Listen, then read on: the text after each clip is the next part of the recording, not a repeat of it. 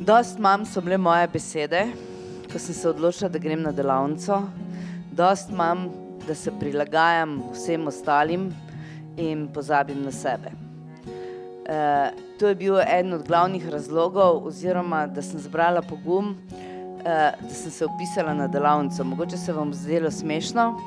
Pred leti, že nazaj, je imel Aleksander delavnice razpisane in jaz sem oklevala na opis delavnice preprosto zaradi tega, ker je bilo treba 3 dni med tednom skupaj biti na delavnici.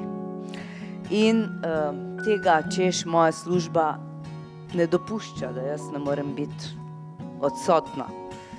No, zdaj sem pa rekla, dost imam.